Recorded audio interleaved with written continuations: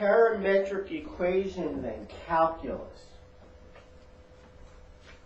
For the first few problems, we want to find dy dx, and we want to find d squared y dx squared. Now, although I'm hand waving a little bit on the argument, what I'm writing is going to be true.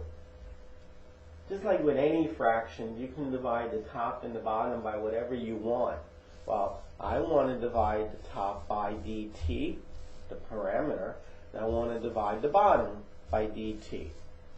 So if x and y are in terms of t, we can calculate dy dt, we can calculate dx dt, and if we divide them, boom, you get dy dx. Now, d squared y dx squared, by definition, this is a derivative of dy dx, d dx of dy dx. That's the definition. Now dy dx we already have right here. It's even in terms of t. Now, like I said, you can go and divide the top and the bottom by dt. Divide the top by dt, and divide the denominator by dt. Here is the formula. Okay, right. So it's regular calc 1, except now we divide top and bottom by dt, or sometimes d theta, or d whatever. So there's a nice way of remembering the formulas. Because if you think I remember these formulas, you're wrong. I just remember, oh, I can get away with thinking like I'm dividing top and bottom by dt.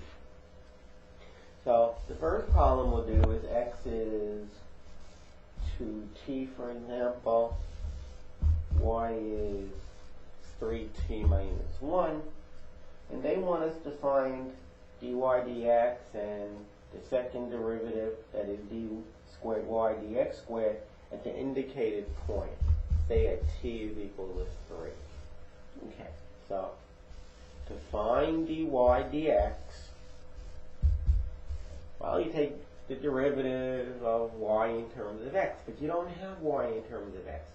Y in terms of x means y equals, and over here you see x is maybe 3x plus 7. But we don't have that. We have this silly parameter, t. So what we need to do is say, oh, that's when we divide the top and the bottom by t. And dy dt, I can do that. The derivative of 3t minus 1 is 3. The derivative of x with respect to t is 2. Okay? And now I want to know, now dy dx is this nice constant. I want to know what dy dx is when t is 3. The answer is it's this. It doesn't depend upon t. It's a constant. So that half is done. Now we want to find d squared y dx squared, which is d dx of dy dx. But we know what dy dx is. We just found that. It's 3 over 2. So we want d dx of 3 over 2. So we have to divide by dt. Because the 3 over 2 is a function of t, not a function of x. Alright, well, the derivative of 3 over 2 with respect to t is 0. And dx dt, we did that a moment ago. You could redo it, or you can say you just did it. You get 0 over 2, which is 0. That is, it's a constant. So, d squared y dx squared at t is equal to 3. I'm getting the 3 from right here. They told me 3 is 0. That is, figure out what that is, and in case you see t's, t is 3. It's 0. Okay, let's try another one. Exactly the same type of problem. Find the first derivative and the second derivative at the given t value. T will be pi over 4. And x is, say, 2 cosine t, and y is 2 sine t. I want the first and second derivative with respect to x at pi over 4. Well, they want me to find dy dx at pi over 4. Well, before I can plug in a value, I need to find dy dx in general. I don't have y in terms of x. I have y in terms of t. That's why I'm going to divide by dt. And I have x in terms of t, which is good, because algebraically that's okay. I mean, if you have 3 over 7, if for some reason you want to divide top and bottom by 8, the equality sign still holds. And I meant to say 7 over 8. And if you don't believe that's true, well, keep the top number the same, change division to multiplication, flip over the bottom numbers, the 8s cancel, and you do get back 3 over 7. Okay, the question is, what is dy dt? What is dx dt? And what are you going to when you divide them? dy dt is, if I look for y in terms of t, there's only t's here, so y is in terms of t. So dy dt is 2 cosine of t. And dx dt, here's x in terms of t, I get negative 2 sine of t. The 2's cancel, but a positive over negative is negative, and cosine t over sine t is cotangent of t. So that's dy dt. And I would just love to know the derivative of y with respect to x when t happens to be pi over 4. So I get negative cotant of pi over 4. There's that negative sign. Cotant of pi over 4 is 1. So that is why the answer is negative 1. Now I want d squared y dx squared, which is the derivative with respect to x of dy dx. So it's dt of dy dx divided by dx over dt. That is, I divided top and bottom by dt. And dy dx happens to be negative cotangent of t. You've always used the answer to the first derivative to find the second derivative. And the derivative of negative cotangent of t happens to be cosecant squared t. And dx dt we've already done. It's negative 2 sine of t.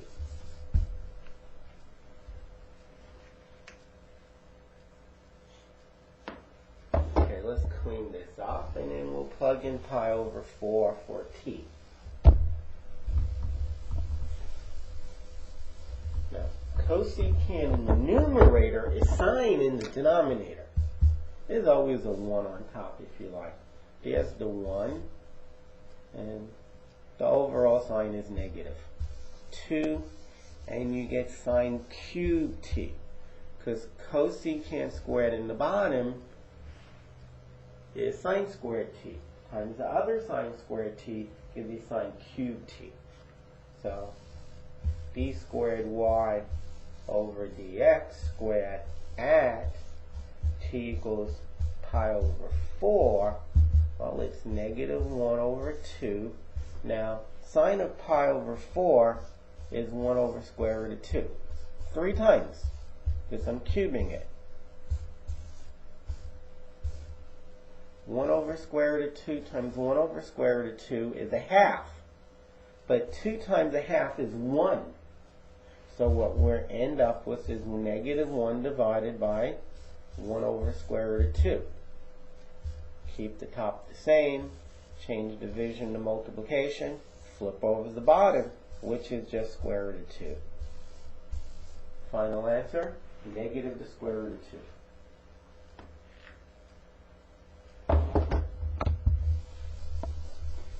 So, you are allowed to divide the numerator and the denominator by dt or d theta or dx. Well, not dx, but you could, but dj if the parameter is j. The next problem says, find an equation of the tangent line to the curve at the specified value of the parameter. Suppose they tell you that x is equal to 2 cotangent theta and y is equal to 2 sine squared theta, and the parameter theta, we want to know the equation of the line of the equation of the tangent line when theta is pi over 4. So like always, you find the derivative, that gives you the slope, and then you find the point. If you have a point and the slope, we're back to high school algebra. Point and slope, we can find the equation of the line. So first let's find the slope. The slope will be dy dx. But we can't find dy dx directly. We have to divide by d theta, top and bottom, d theta. So dy d theta, remember, the square, sine squared theta means sine theta squared. So you bring down the power, you get 4. Keep the inside the same, you make the new power 1 less, which you don't have to write, times the derivative of what's inside, which is cosine theta, divided by dx d theta. Derivative of this. Well, the 2 stays. The derivative of cotangent theta is negative cosecant squared theta. 2 goes into 4 2 times. The answer is negative. And understood, positive divided by negative is negative 2. Sine theta, cosine theta. The cosecant in the bottom is sine on top. So it'll be sine squared on top. Times the sine already there, it's sine cubed. Okay, so now I have dy dx. I have the derivative formula. If I want to know it at a special place like pi over 4, just plug it in. You get 2 sine of pi over 4 cubed times the cosine of pi over 4. Well, negative 2 is negative 2. The sine of pi over 4 is 1 over the square root of 2. So we need it 3 times. Times the cosine of pi over 4. That's also 1 over square root of 2. So negative 2 times 1 times 1 times 1 times 1 is negative 2. Negative 2 times negative 2 is 2 times another 2. The answer is negative 1/2. Because those 2's cancel out to 1. You get negative 1/2. Okay, so that is my slope. I need to find the point. But I can find the x value because it's 2 times the cotangent of pi over 4. Cotangent of pi over 4 is 1. 2 times 1 is 2. And the y value is 2 times the sine of pi over 4 is 1 over square root of 2, but that gets squared. We have 2 times 1/2, which is 1.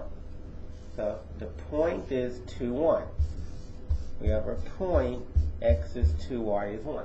We have a slope and we have a point. It's very straightforward at this point.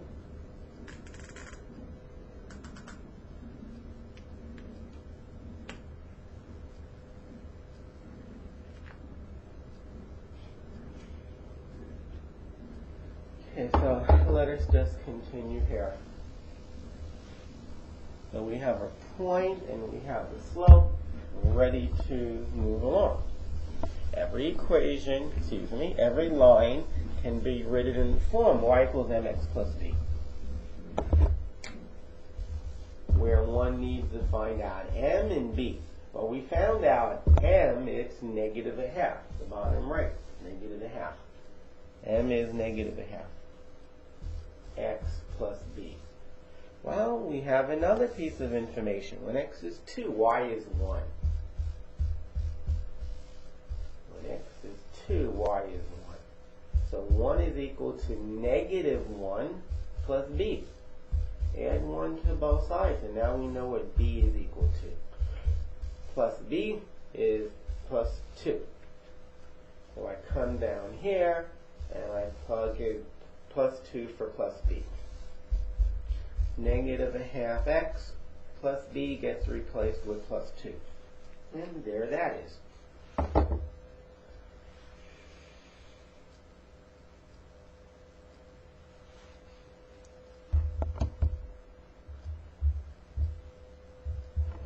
Now let's try another one.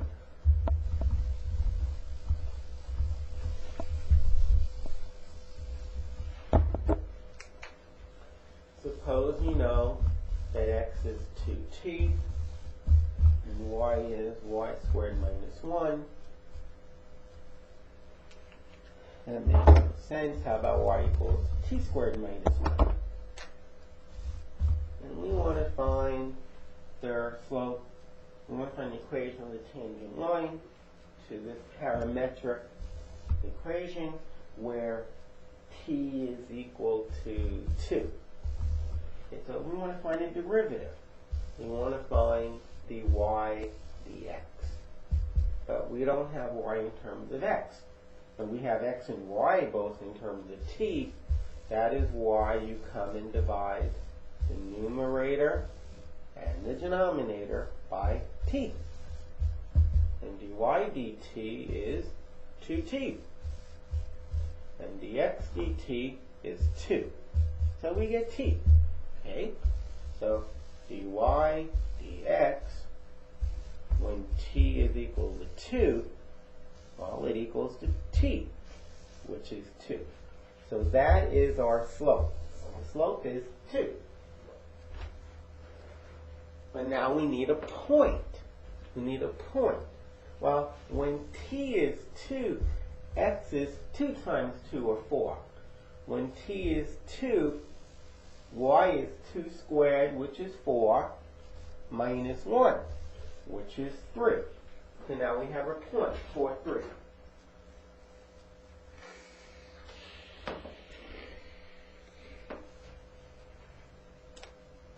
So we have a point at 4, 3. And now, brand new problem. Find the equation of the line that has this slope and crosses that point. So we know y equals mx plus b, and we know m is 2, and we're going to find b now. Because we know when x is 4, y is 3. So 3 is equal to 8 plus b. Take away 8, take away 8. We've just learned that negative 5 is plus b. So in this equation, wherever I see plus b, like right there, I'm going to put negative 5. I'm going to put negative 5. So y is equal to 2x plus b. I write negative 5. And there it is. That's the equation of their tangent line.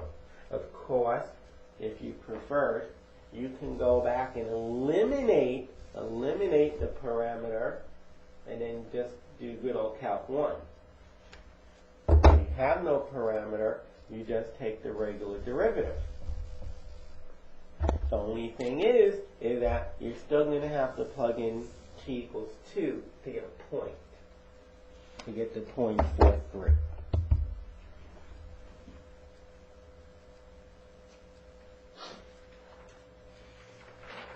How about we want to find out where a curve, a parametric curve, has vertical or horizontal tangent.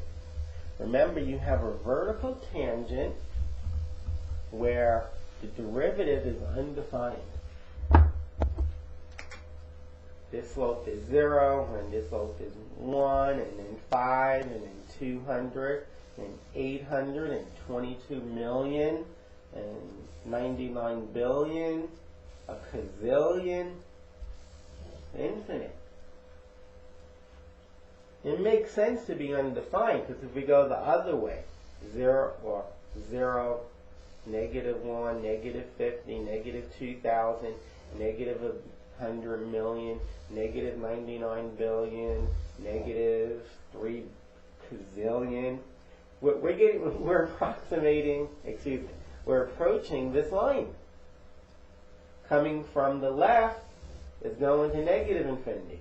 Coming from the right, it was going to positive infinity. How on earth can it be defined? You're going to call it 11? You can't call it positive infinity. You can't call it negative infinity. It's undefined. The fraction is undefined when the denominator is 0. The fraction is 0 when the numerator is 0. When the fraction is 0, you have a horizontal tangent line. With respect to this curve, it has a horizontal tangent line right here. And again, right here. And then it has a vertical tangent right here.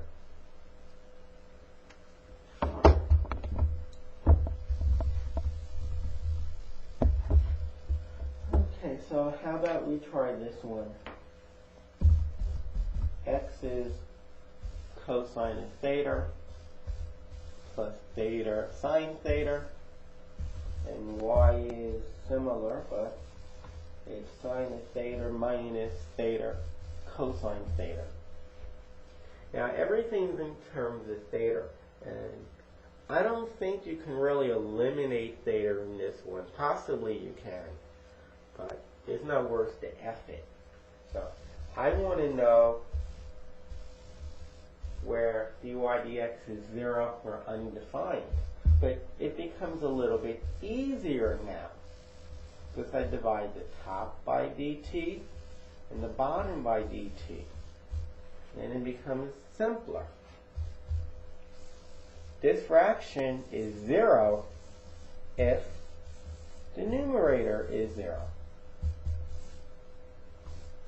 That's horizontal tangency when this is 0, when the derivative is 0. It is undefined. A fraction is undefined if the denominator is 0. That would be the vertical tangency. So it becomes a little bit easier in parametric. Just set dy dt equal to 0, set dx dt equal to 0. Well, what is dy dt? What is dy dt? Well, the derivative of cosine theta is, excuse me, derivative of sine theta is cosine theta minus. Yeah, minus this. It's a product. So it's a derivative of the first, which is 1, times the second, which is cosine theta, plus the first, which is theta, times the derivative of cosine theta, which is negative sine theta. Adding a negative sine theta is the same as just taking away sine theta. Coincidentally, cosine theta minus cosine theta cancels out. I took away cosine theta. Now I have to take away negative theta sine theta, which gives me positive theta sine theta. And I want to know when this equals 0. Well, clearly, it's when theta is 0. That's one answer. And if theta is 0, it's 0. Or sine theta can be 0. Quick look at the sine theta graph shows that it's 0 at every multiple of pi. 0 pi, 1 pi, 2 pi, negative 1 pi. And it's 0 at n pi. Now you can go and find y values, we can just do this for a finite number of them. 0, 1 pi, 2 pi, 3 pi. What's the corresponding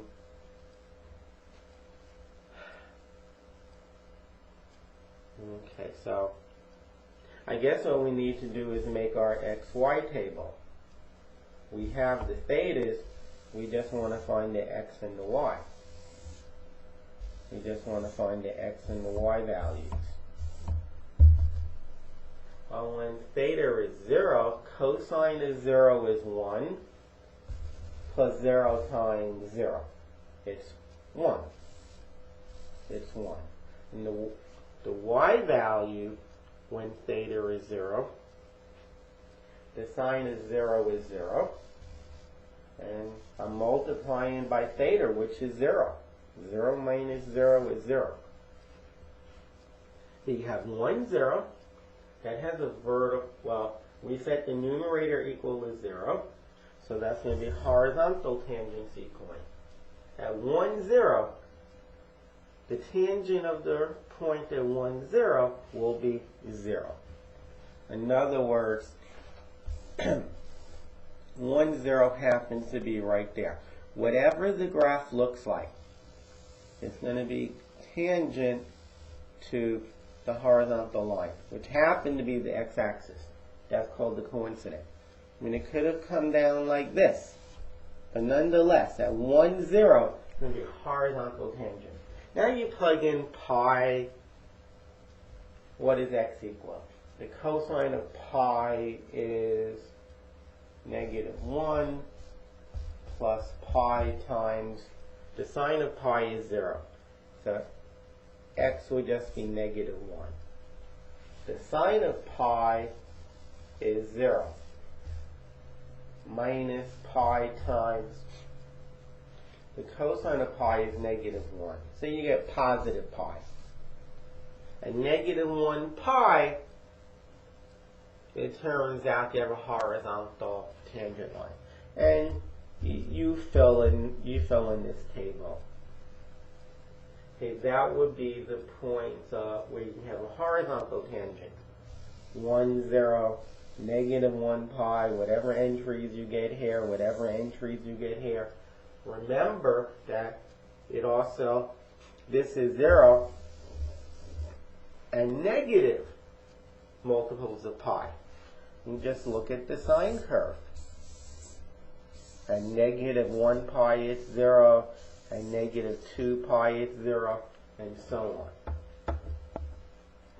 Now we're going to do the same thing all over again, except we do it for the denominator to find out vertical tangent lines. You let the denominator equal 0 this time. And then you fill in the chart. Maybe I'll change the wording. Find all our vertical tangent points between 0 and 2 pi. So the derivative of the bottom, the bottom dy dt is negative sine theta. The derivative of this is negative sine theta plus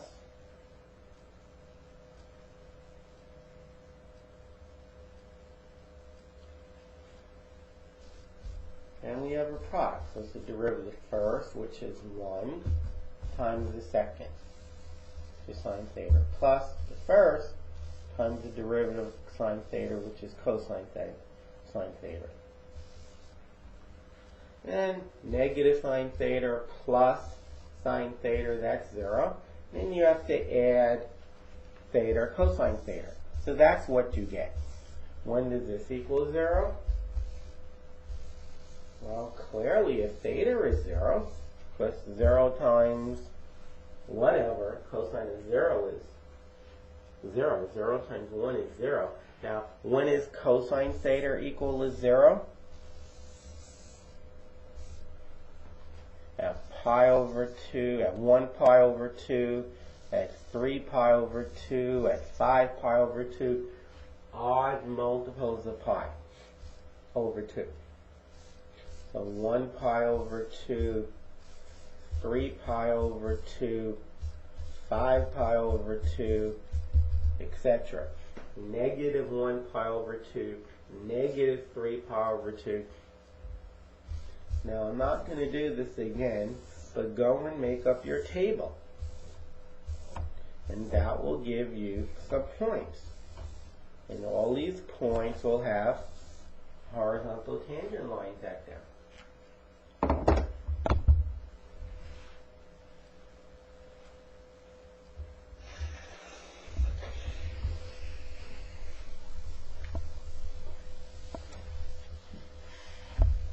Erase my board and then we'll do the next problem.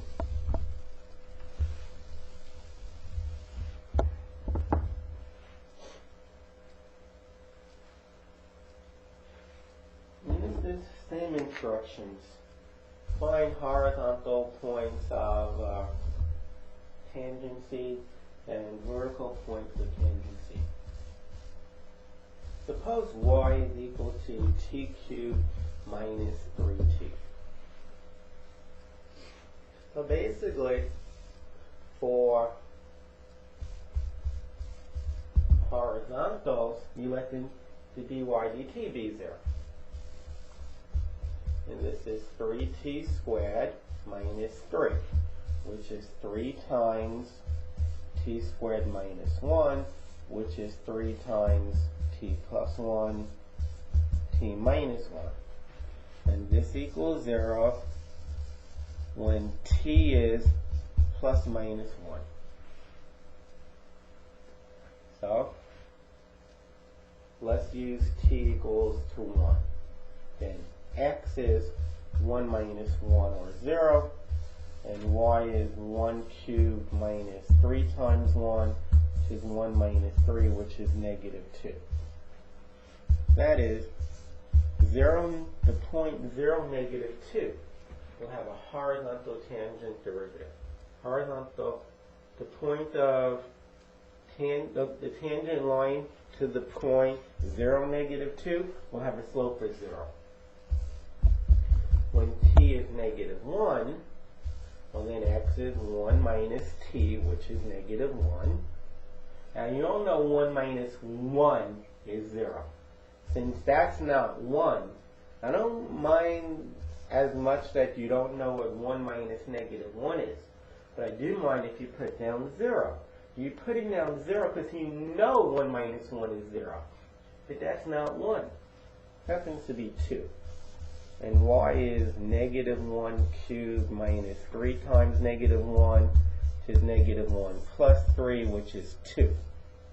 So what we ended up with is x is 2 and y is 2. So at these 2 points, the slope of the tangent line will be 0. Now, for the verticals, we let the dx dt be 0. Dx dt is negative 1, which is never 0,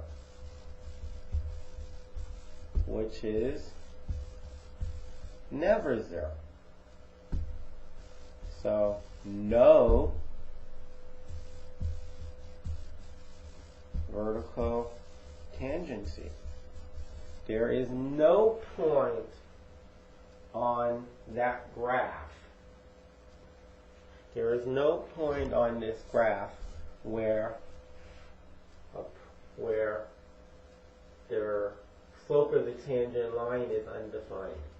There is no point on the graph. For example, this graph right here, the slope of the tangent line is vertical. We won't have that case. We won't have it. You may say, well, that's not even a function. Fair enough. Here's the vertical line. Right here, the tangent is this vertical line. And that's the function. That's the function. So there is no point whose tangent line is vertical. which means undefined. Horizontal, let dy d the parameter, dy dt, dy d theta, dy d whatever the parameter is. Let that be 0. To find the vertical points of tangency, let dx dt or dx d theta equals 0.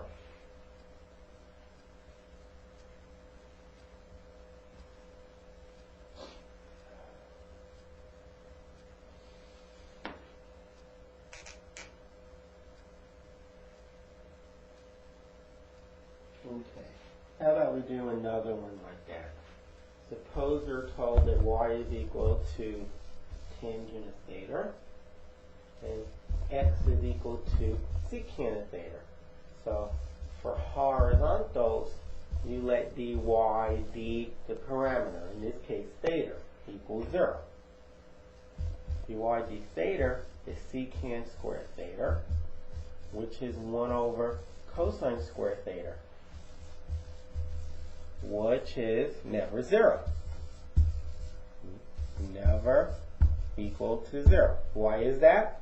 Because if you have a fraction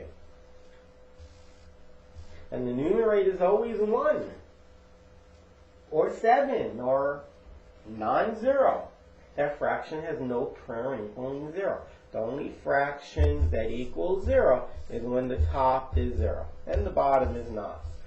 But the top must be 0. The top must be 0. Those fractions all equal 0. Why? Because the top was 0 and the bottom was not. Just because the top is 0 doesn't mean the fraction equals 0. The bottom can't be 0 as well. But if the top is not 0, forget about it. It's not going to ever equal 0. So there are no horizontal points of tangency. Okay, so that one's done. Now vertical. That's where we let dx, in this case d theta, equals 0. Well, dx d theta is secant squared, no. The derivative of secant theta is simply secant theta tangent theta. Now secant theta is 1 over cosine theta, and tangent theta is sine theta over cosine theta. We want to get a fraction, and then we get the numerator sine theta, and denominator is cosine squared theta. And I want this to be 0. I want it to equal 0. It equals 0 whenever sine theta equals 0, which implies, I mean, just look at the sine graph, it equals 0 at 0 pi and 1 pi and 2 pi and negative pi and negative 2 pi. It implies that theta is n times pi.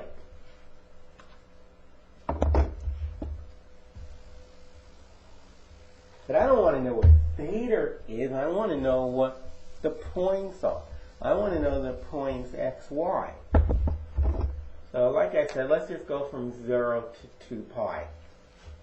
So we make up our table. Theta goes from 0 to 2 pi. 0 pi, 1 pi, 2 pi.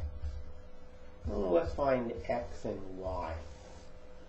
The tangent of 0 is the sine of 0, which is 0, divided by the cosine of 0 is 1. 0 over 1 is 0. And this I prefer to think of as 1 over cosine of theta. The cosine of 0 is 1. So you get 1 over 1, which is 1. Okay, what about pi? I'm in the bottom, please. The tangent of pi is the sine of pi divided by the cosine of pi. And the sine of pi is 0. Now, you have to start realizing, at the same angle, if sine or cosine is 0, the other one is negative, it's plus or minus 1. If the sine of pi is 0, then the cosine of pi is plus or minus 1.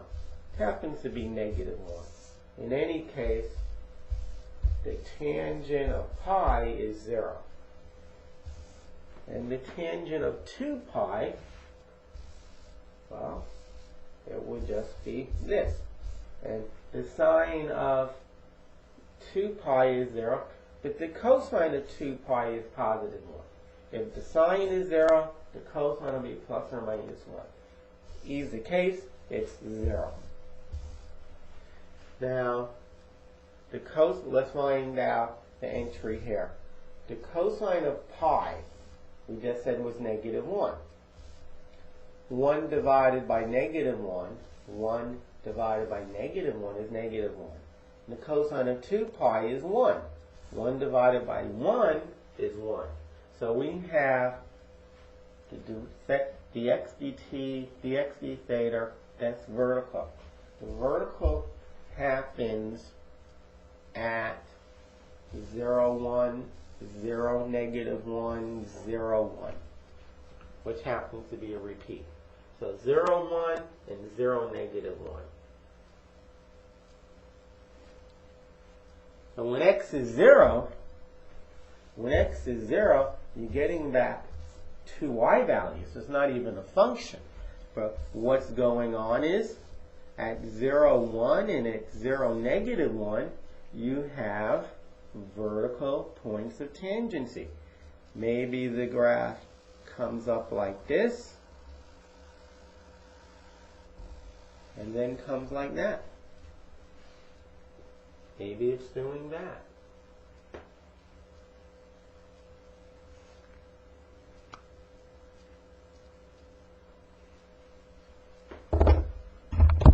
But nonetheless, there's vertical tangency points at 0, comma, plus or minus 1.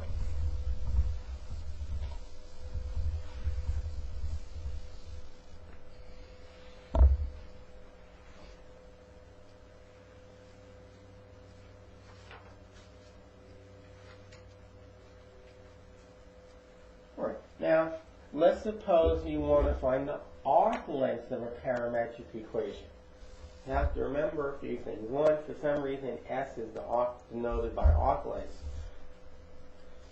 From A to B, so the arc length formula is the integral from A to B of the square root of dx dt squared plus dy dt squared times dt.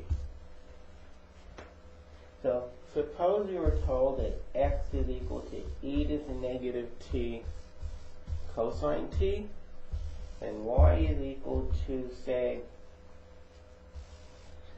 e to the negative t sine t, and t is to fluctuate between 0 and pi over 2. So to find the arc length, well, first you have to find dx dt. And the product rule. First, second. The derivative of the first, which is e to the negative t times negative 1, times the second function, plus the first function times the derivative of the second. But the derivative of the second is negative sine t. Okay, so I factor out e to the negative t, and I get cosine t plus sine t. And then I square dx dt squared. Well, negative squared is positive.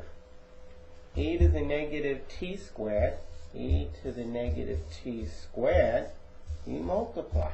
Okay, e to the negative 2t, e to the negative 2t. You have a sum and you square it. You get this squared, which is cosine squared t, plus that squared is sine squared t. That sum is 1, plus 2 times the product of the two, sine t cosine t. So that's dx dt squared. Let's build up to find out what dy dt squared is. First, let's find out what dy dt is. Dy dt is the product. first times the second. So it's the derivative of the first, which is that, times the second function, sine t, plus the first function times the derivative of the second, which is cosine t. And here I will factor out e to the negative t. Actually, let me factor out the negative. So I get sine t minus cosine t. That is dy dt. Now, if I square dy dt, if I square it, what I get is the negative squared, which is positive. E to the negative t squared we just did, e to the negative 2t squared, times what's in the bracket squared. Sine squared t plus cosine squared t is 1. Minus 2 times sine t cosine t. Well, as the formula on the top says, I want to add these two. I want to add them. Okay, so most of this can go.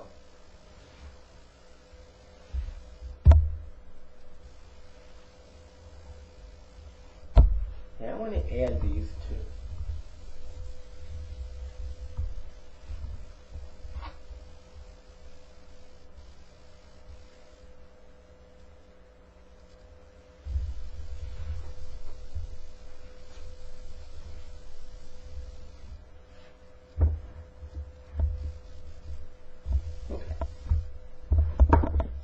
When I add them, they both have e to the negative 2 in common. It's an integral from a to b, from 0 to pi over 2 of the square root of what I'm saying to add. Well, I can factor out e to the negative 2t times this plus that. Well, these cancel out. So 1 plus 1 is 2 dt. That's what I want to integrate.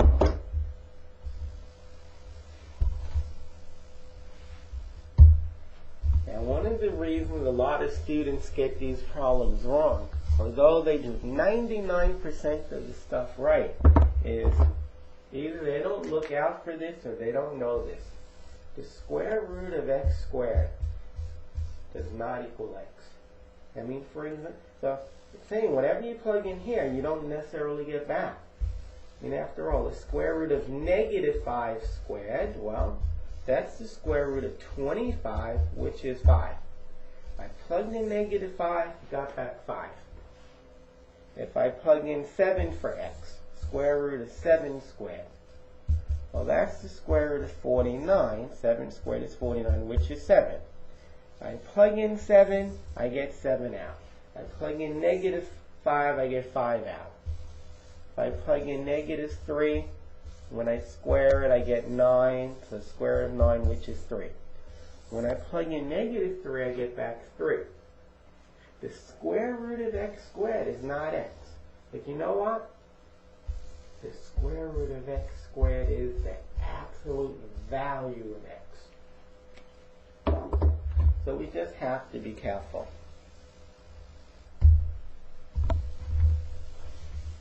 Now, of course, the absolute value of a positive number is positive. Okay, so what we get is the integral from 0 to pi over 2, the square root of e to the negative 2t times the square root of 2. Now, the square root of 2 is just the square root of 2.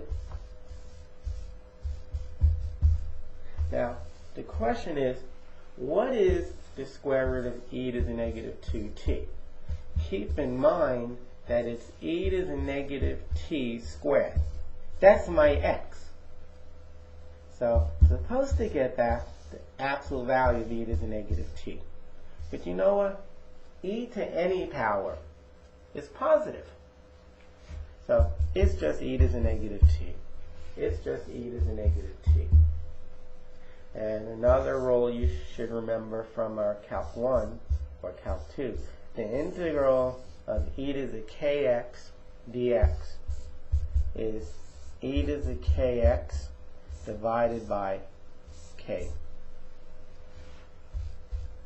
So what we get is e to the negative t. Negative t is negative 1t. So negative 1 is my k. And dividing by negative 1 is the same as multiplying by negative 1. Think about that. And we go from 0 to pi over 2.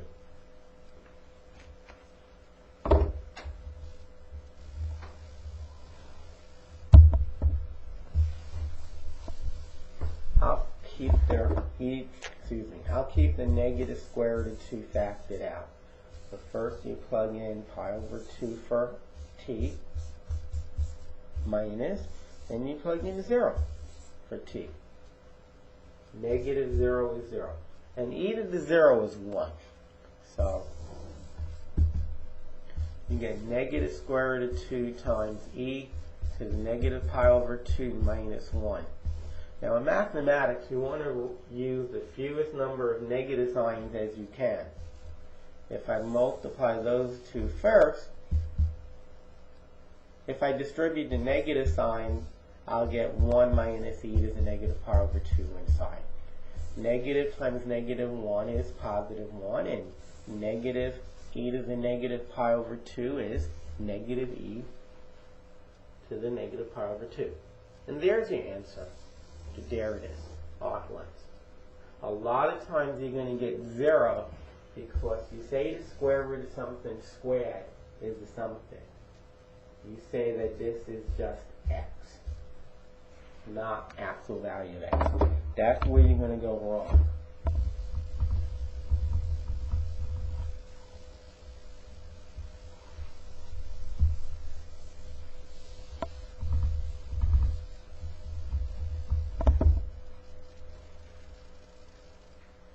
Okay.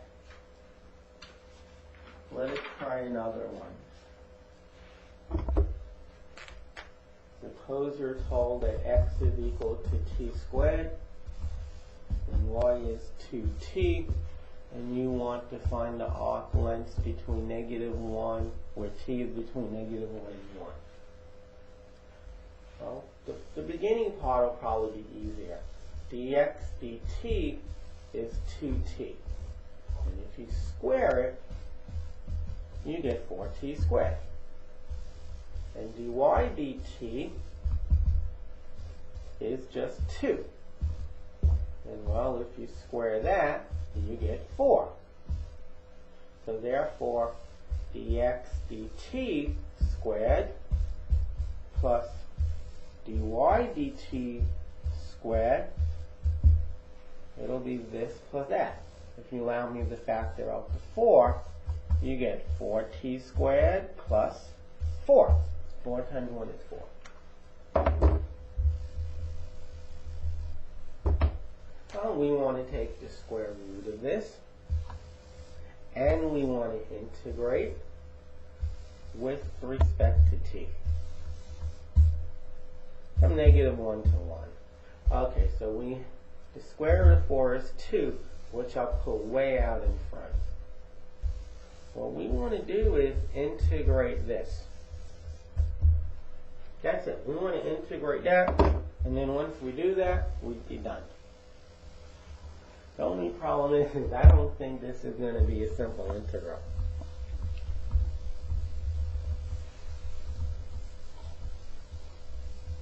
Okay, the first thing I would do is use trig substitution on this.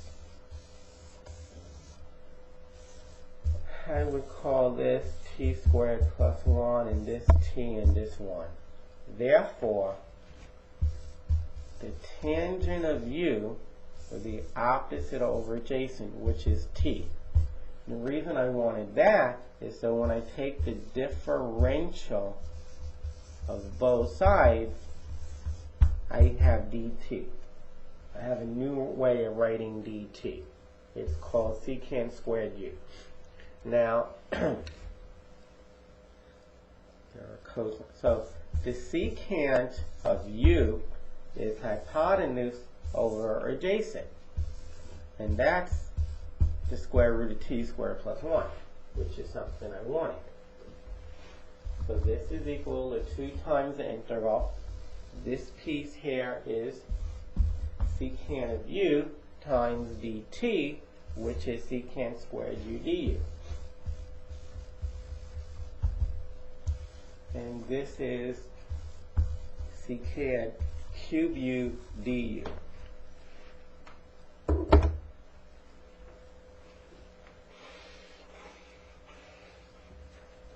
Now, we have something called a reduction formula.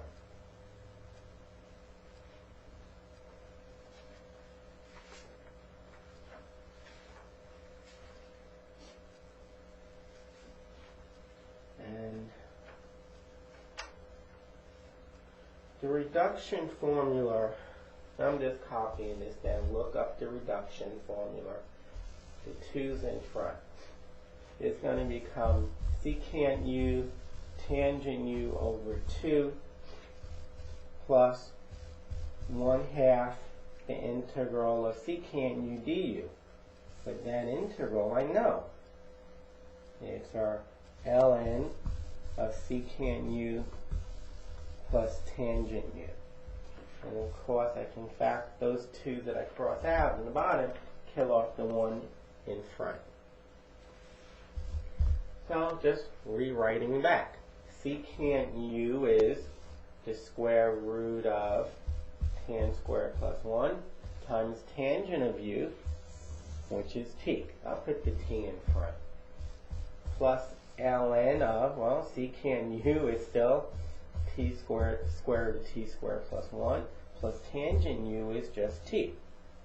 And we want to evaluate this from -1 to 1. And now we'll be done. So, if you don't remember the reduction formula, you either look it up or you derive it by integration by parts in my Calc 2 video. Okay, first we plug in 1 for t. So I get 1 times 1 squared plus 1 is 2. 1 times the square root of 2 is 2. Plus ln of the square root of 2 plus 1. Now we plug in -1. This is still 2. So it's -1 times the square root of 2 plus ln of the square root of 2 minus 1, which happens to be positive. Square root of 2 minus the square root of 2 is 0. But we're not taking away the square root of 2. We're taking away negative square root of 2. So you end up with 2 square root of 2's plus ln of this minus ln of that. So you get ln of the fraction. Square root of 2 plus 1 over the square root of 2 minus 1. Now, if you were to multiply top and bottom by square root of 2 plus 1 here, and take the natural log of that whole thing, you get 2 square root of 2 times ln. Now the bottom will be the difference of squares. Excuse me, it's conjugates. With square root of 2 squared, which is 2, minus 1 squared is 1. 2 minus 1 is 1. And the numerator is going to be, so we don't have to divide by 1. Square root of 2 times square root of, let's do it up here. You want to square this. You get that squared, which is 2, plus that squared, which is 1, plus 2 times the product. The square root of 2 times 1 is the square root of 2. So you get 3 plus 2 square root of 2. 3 plus 2 square root of 2. And there should be a plus here, sorry. So again, the final answer is 2 plus, that's not true. The final answer, my students, is 2 square root of 2 plus ln of 3 plus 2 square root of 2.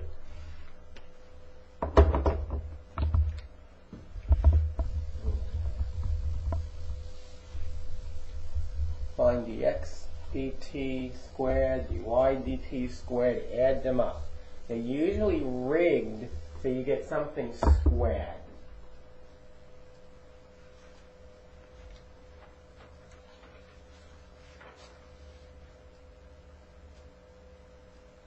Suppose we want to find the arc length of this parametric equation.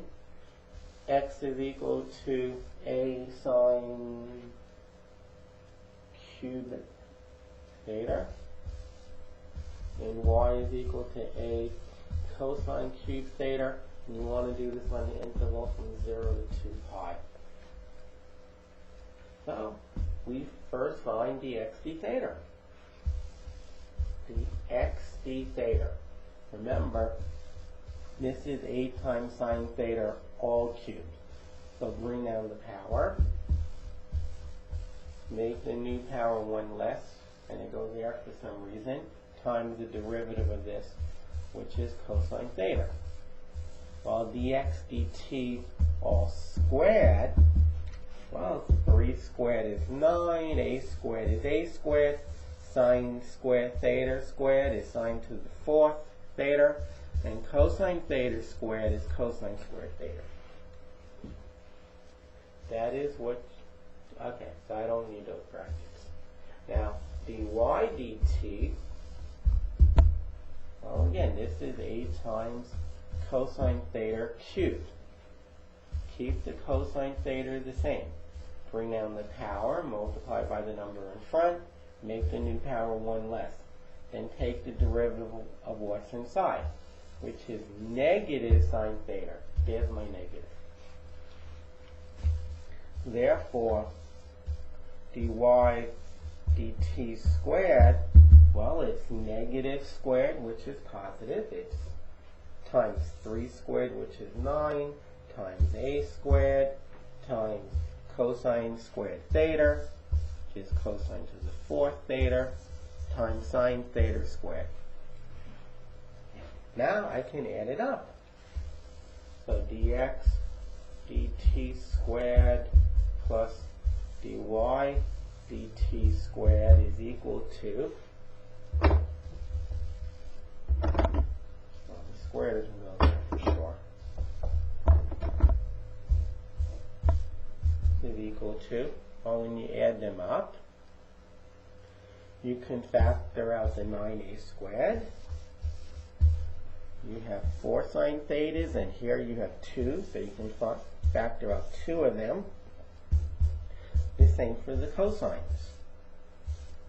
What's left over is, in the first term, you factored out the 9a squared and the cosine squared, but only 2 factors of sine squared,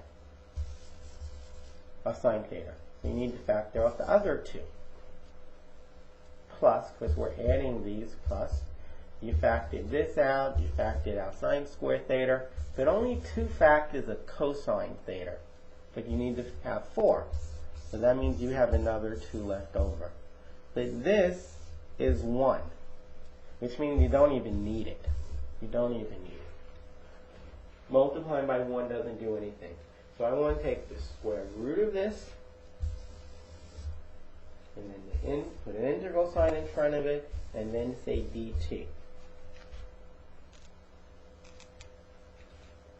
Okay, of course I do have one silly error. Let me get rid of this.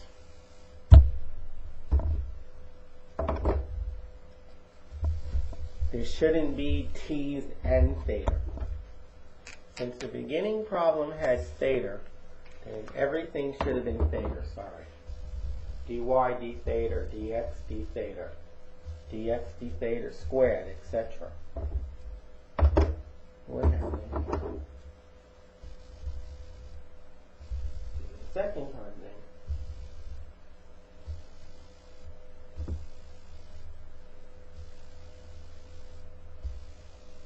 Okay, those all should be theta, sorry. Yeah, but of course you all caught that.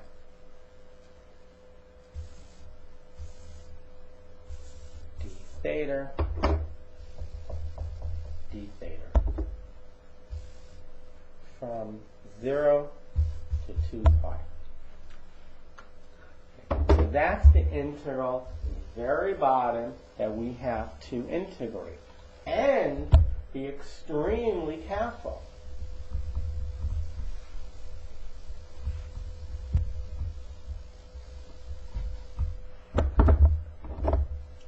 So this equals the integral from 0 to 2 pi. Well, the square root of 9 is exactly 3, which I'll pull out in front.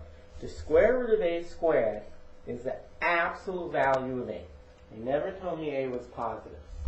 Since it's a constant, I'll pull it out in front. So then we have this. Sine squared theta, cosine squared theta, underneath the square root sign.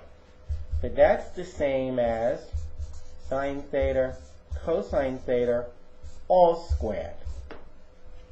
So that's why the square root of that is the absolute value of sine theta, cosine theta.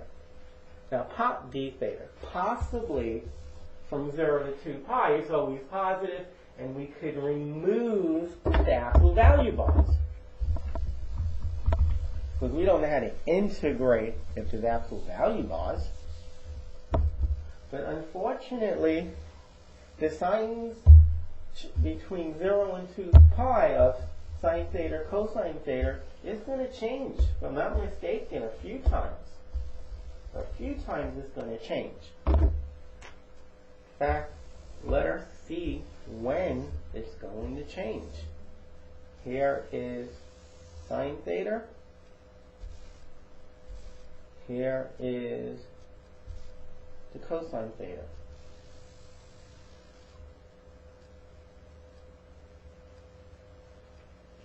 Something's wrong here.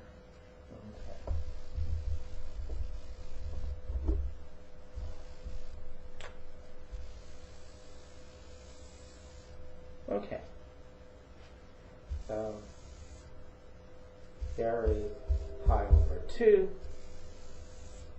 Here is pi, 3 pi over 2, and then 2 pi. Between 0 and 2 pi, both functions are positive. It's good. So I can factor out the 3 absolute value of a. From 0 to pi over 2, they're both positive. So the absolute value of sine theta, so sine theta, cosine theta will be positive. And the absolute value of positive stuff is just the stuff. Sine theta, cosine theta in this case. Plus, well, let me not jump on that. Maybe it's not plus. Now, between pi over 2 and pi, the sine function is positive. I need to use the red marker. Between pi over 2 and pi, the sine function is positive, but the cosine is negative. That means the product is negative. And the absolute value of a negative quantity is that same quantity with a minus in front. That's why I'm going to put a minus in front. Minus the integral from pi over 2 to pi of sine theta, cosine theta, d theta. Okay, now what happens after pi over 2? What happens between pi over 2 and 3 pi over 2? What happens in this interval between 3 pi over 2, and pi? Well, sine is negative and cosine is negative, so the product is positive. Oh, good. So it just becomes plus the integral of sine theta, cosine theta, d theta from pi to 3 pi over 2. Now, what happens between 3 pi over 2 and 2 pi? Well, what happens there? Well, the sine is negative, but the cosine is positive. That means the product is negative. And the absolute value of a negative quantity is that same quantity with a minus sign in front. Okay. So it switched a few times.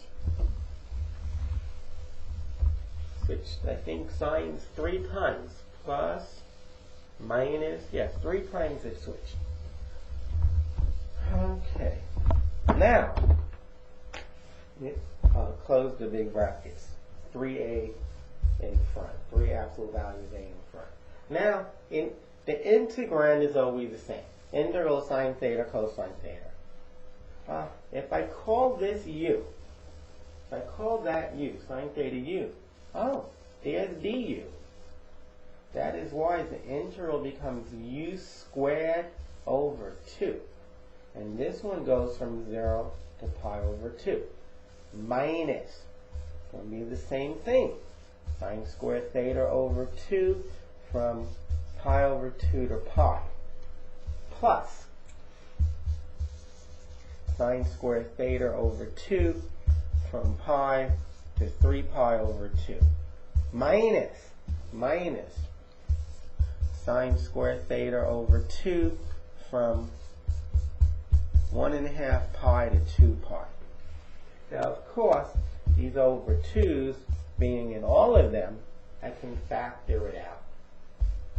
So I get 3 absolute value of a over 2 times.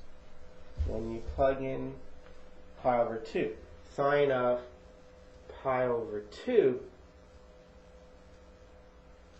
is 1. 1 squared is 1 minus the sine of 0 is 0. Minus the sine of pi is 0. Minus the sine of pi over 2 is 1. And when you square it, it stays 1. Plus the sine of 3 pi over 2 is negative 1. So when you square it, it becomes 1. Minus the sine of pi is 0. You square it, it's still 0. Minus, you plug in 2 pi. The sine of 2 pi is 0. Minus the sine of 3 pi over 2. The sine of 3 pi over 2 is negative 1. But when you square it, it becomes plus 1. Okay. 1, this is 1, this is negative 1, this is 1, this is negative 1. 1 minus a negative 1 is 2. 2 plus 1 is 3. 3 minus a negative 1 is 4. At the very top right. So we get 3 absolute value of a over 2 times 4. 2 goes into 4 2 times. 3 times 2 is 6 times the absolute value of a. And there's your final answer. 6 absolute value of a. So on that note, that finishes up this section. And good luck with it.